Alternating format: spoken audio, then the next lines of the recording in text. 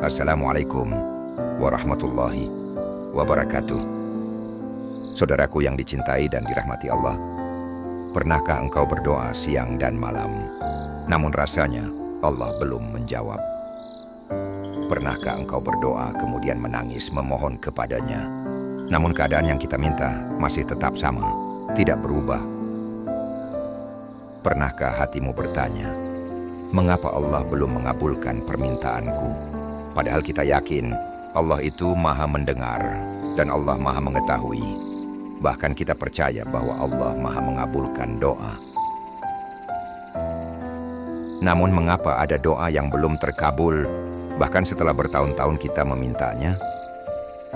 Hari ini, kita akan merenungi salah satu hikmah dalam satu kajian yang dijelaskan dalam Majelis Al-Husna. Tepatnya sang mursyid dalam hikmah itu membahas tentang rahasia doa dan ijabah.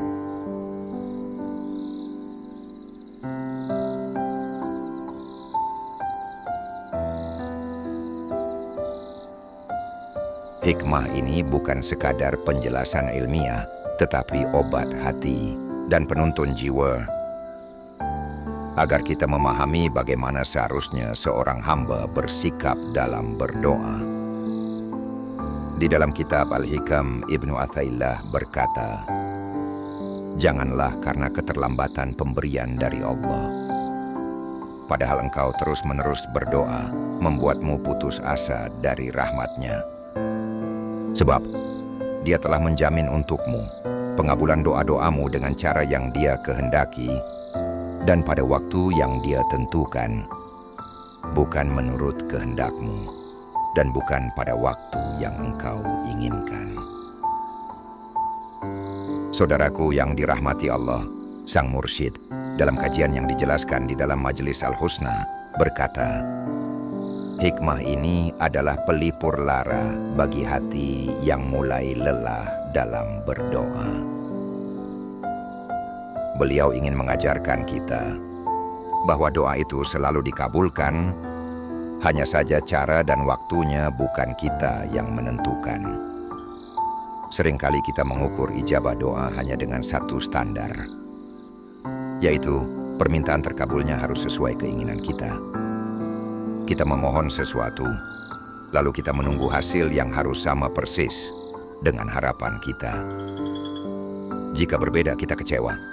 Jika terlambat, kita putus asa.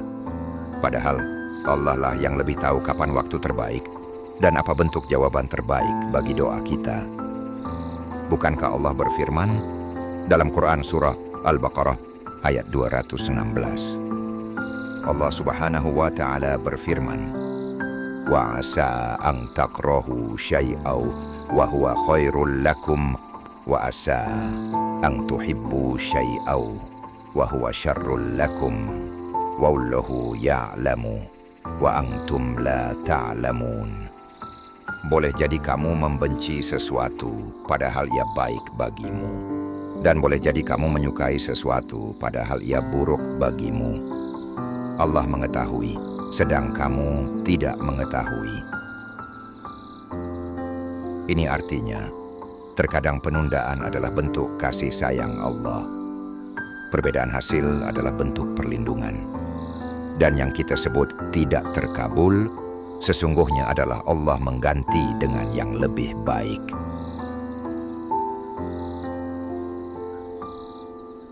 Saudaraku, ada beberapa rahasia mengapa doa kita terasa belum diijabah. Yang pertama, Allah ingin menguji kesungguhan kita. Doa adalah ibadah. Allah ingin melihat apakah kita berdoa hanya sekali lalu menyerah, atau kita terus mengetuk pintunya dengan sabar.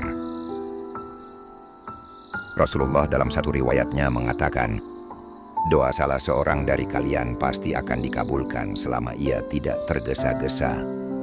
Kemudian berkata, aku sudah berdoa tetapi tidak dikabulkan. Nasihat itu menjelaskan bahwa doa pasti didengar Allah dan akan dikabulkan. Namun cara pengabulannya bisa berbeda dengan apa yang kita bayangkan. Tergesa-gesa dalam doa berarti kita ingin hasil instan. Seakan-akan Allah harus memenuhi permintaan kita, sesuai waktu dan cara yang kita tentukan. Padahal Allah Maha mengetahui kapan waktu terbaik dan bagaimana bentuk jawaban doa itu. Yang kedua, kenapa doa kita belum juga diijabah? Karena bisa jadi Allah ingin kita lebih dekat kepadanya. Bayangkan, jika semua doa kita langsung dikabulkan, mungkin kita akan jarang memanggil namanya. Kadang tertundanya ijabah adalah cara Allah menjaga kita tetap dekat, tetap bergantung, tetap merendah di hadapannya. Yang ketiga, Allah menunda untuk memberikan yang lebih besar. Permintaan kita mungkin terlalu kecil dibanding hadiah yang Allah siapkan. Kita meminta setetes padahal Allah ingin memberi lautan.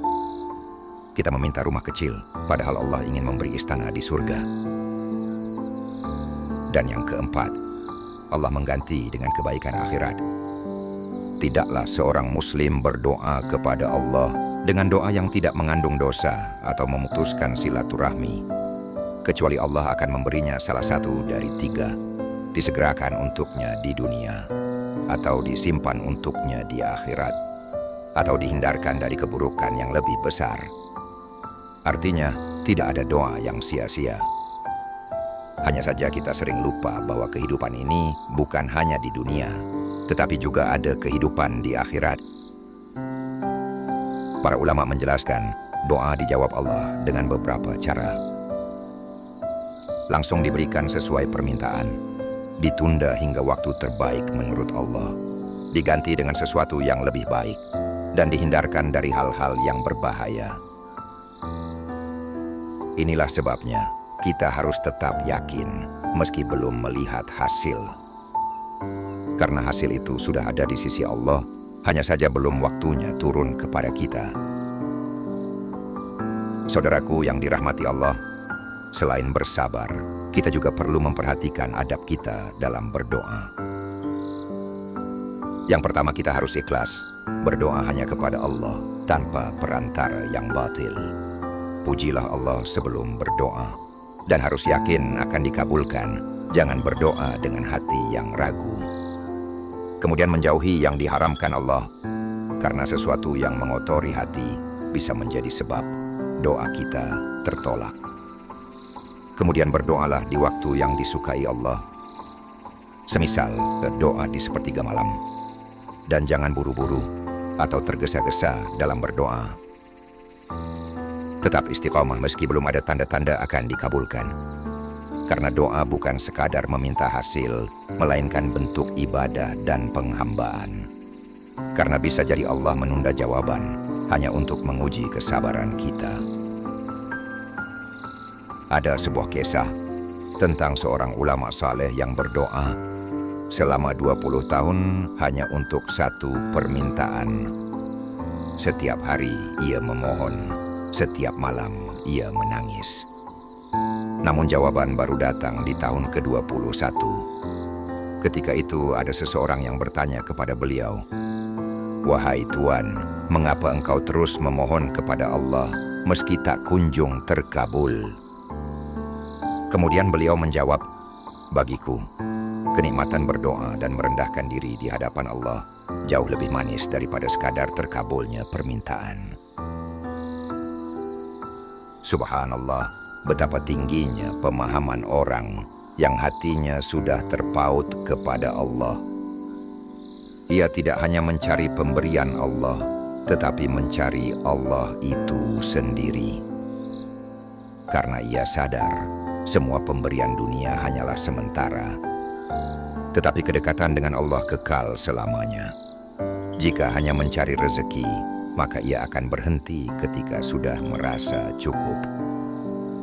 Jika hanya mencari kedudukan, maka ia akan berhenti ketika sudah merasa puas. Namun jika yang ia cari adalah Allah, maka langkahnya tidak akan pernah berhenti.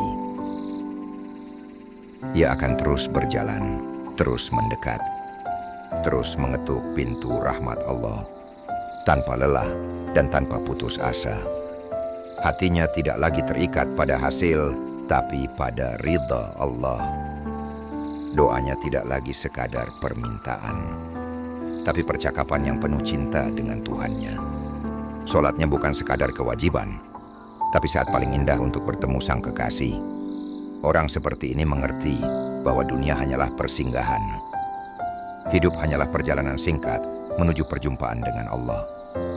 Maka segala yang ia lakukan, baik yang tampak besar maupun kecil, semuanya ia niatkan untuk Allah semata. Inilah tanda orang yang sudah merasakan manisnya iman. Ia tidak takut miskin sebab yang ia cari bukan harta. Ia tidak takut kehilangan sebab yang ia cari bukan makhluk. Yang ia takutkan hanyalah jauh dari Allah, dan yang ia harapkan hanyalah kedekatan dengannya. Maka saudaraku, marilah kita belajar untuk tidak hanya sibuk mengejar pemberiannya, tapi juga mencari Dia, Sang Pemberi. Karena ketika Allah yang menjadi tujuan, maka segala nikmat dunia dan akhirat akan mengikuti dengan sendirinya. Saudaraku yang dicintai dan dirahmati Allah, sebaiknya seorang hamba yang tidak mengetahui apa yang akan terjadi esok. Alangkah lebih baik mengakui kebodohan dirinya, sehingga tidak memilih sesuatu yang tampak baginya sepintas baik, padahal ia tidak mengetahui bagaimana akibatnya. Karena itu, bila Tuhan yang Maha Mengetahui, Maha Bijaksana memilihkan untuknya sesuatu, hendaknya rela dan menerima pilihan Tuhan yang Maha Pengasih, Maha Mengetahui, dan Maha Bijaksana. Walaupun pada lahirnya pahit dan menyakitkan rasanya, namun itulah yang terbaik baginya. Karena itu, bila berdoa, kemudian belum juga terkabulkan keinginannya, janganlah terburu-buru berputus asa. Saudaraku yang dicintai dan dirahmati Allah, doa membutuhkan pengenalan akan Allah atau makhrifatullah, dan juga membutuhkan pengenalan akan diri sendiri atau makhrifatul insan, bahwa Allah lah yang lebih tahu apa yang terbaik bagi makhluknya. Lebih dari seorang ibu mengetahui kebutuhan bayinya. Maka hakikat doa bukan sekadar permintaan agar terkabul sesuai keinginan kita, tetapi pengakuan seorang hamba atas kelemahannya, kebodohannya, dan kefakirannya di hadapan Sang Maha Kuasa, Maha Mengetahui, dan Maha Kaya. Karena doa adalah bentuk tunduk, pasrah, dan menyerahkan diri sepenuhnya kepada kehendak Allah, bukan pada apa yang kita minta. Karena seringkali apa yang kita pinta bukanlah yang terbaik, sedangkan Allah memberi sesuatu kepada kita sesuai dengan ilmunya yang sempurna. Ketika seorang hamba mengenal Allah, ia akan berdoa dengan hati yang yakin, dengan jiwa yang tenang, dan dengan lisan yang penuh adab. Ia sadar bahwa apapun hasilnya, itulah yang terbaik baginya. Dan ketika seorang hamba mengenal dirinya, ia mengerti bahwa dirinya tak punya daya dan upaya kecuali dengan izin dan pertolongan Allah. Inilah hakikat doa, bukan sekadar meminta, tapi juga mendekat kepada Allah, hingga doa itu sendiri menjadi jalan untuk mencapai ma'rifah, atau selalu merasa dekat dengan Allah Subhanahu wa Ta'ala. Saudaraku yang dicintai Allah, mari kita jadikan doa bukan sekadar rutinitas, tetapi sebagai jalan untuk lebih dekat kepada Allah. Semoga hati kita dipenuhi keyakinan, kesabaran, dan kepasrahan kepadanya. Subhanallah, Masya Allah. Terima kasih telah menyimak nasihat ini sampai akhir. Jika video ini bermanfaat dan menambah iman, jangan lupa untuk mendukung channel ini dengan cara subscribe, like, dan share kepada saudara-saudara kita yang lain. Semoga menjadi amal jariah bagi kita semua. Mohon izin untuk pamit. Semoga kita dapat berjumpa kembali dengan kajian hikmah berikutnya. Wassalamualaikum warahmatullahi wabarakatuh.